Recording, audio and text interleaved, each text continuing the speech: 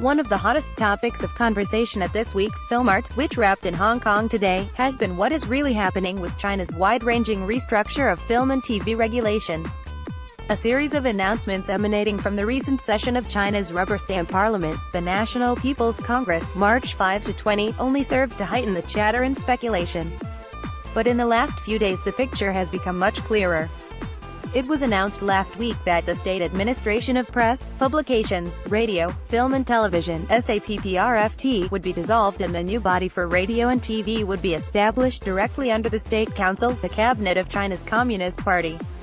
There was no mention of what would be happening with the film industry, which has also been regulated by SAPPRFT for several years. Then on Tuesday, March 20th, it was announced that China is creating a new body for film, books, magazines and newspapers directly under the party's Department of Propaganda, sometimes translated as the Department of Publicity.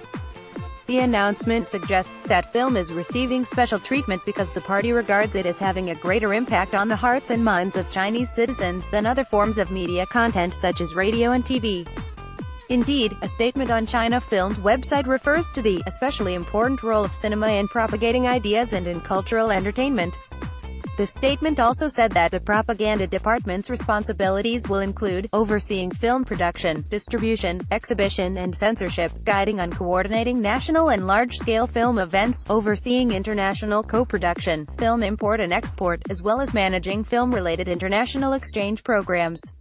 The licensor, Dragonmark, Longbiao, that currently accompanies all screenings of films licensed by SAPPRFT will disappear. Propaganda machine. Meanwhile, the new body for other forms of media content, the State Administration of Radio and TV Affairs, will also be operating more firmly under party control. So far there's been no mention of content created specifically for the internet, but it will probably be regulated either by the new film body or the new administration for radio and TV. The statement on China Film's website outlined the duties of the new radio and TV administration as implementing the party's propaganda principles, formulating policies for radio and television management, supervising the implementation of these measures, examining content and quality, as well as taking charge of import, collection and management of radio and TV programs. At the same time, China has also approved the creation of a new broadcaster, Voice of China, which will be formed from a merger of existing state-owned organizations including China Central Television, CCTV, China Global Television Network, CGTV, and China Radio International, CRI. The new broadcaster will effectively be a massive propaganda machine, with more than 70 bureaux and thousands of employees around the world, designed to boost China's soft power, both at home and overseas. A statement, the government said the Voice of China will guide hot social issues, boost multimedia integration and development, strengthen international communication and tell good China stories. Read more. The Foreigner, Anatomy of a Successful UK-China Co-Production Government Restructure. While China watchers have been scrambling to make sense of the changes, there's little doubt they're part of a tightening of the regulatory framework that places media and entertainment more firmly under party control. In that sense, they're part of a much bigger restructure, instigated by China's President Xi Jinping and presented as a streamlining of existing government machinery, but which also brings down barriers between the Communist Party and the state. Xi has repeatedly said that the party leads everything, reversing China's usual practice of leaving the state to handle policymaking and implementation. Following the restructure, the party will also have more control over the economy, cybersecurity and foreign affairs. China has also removed from its constitution the provision that the president and vice president should not serve more than 2 consecutive terms. Film industry impact. What all this means in practice for the film industry remains to be seen.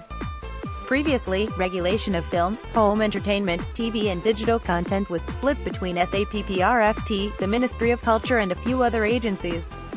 The overlapping responsibilities sometimes resulted in confusion and often lead to a great deal of self-censorship. The changes should result in a more efficient system, but also one with more heavy-handed censorship of both local and foreign films.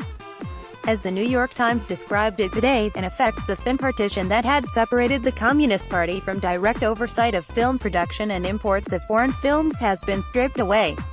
Local producers say their main concern in the short term is that the changes will slow down the film censorship process, until new systems are in place, holding up production schedules at a time when it's already difficult to secure leading talent dates.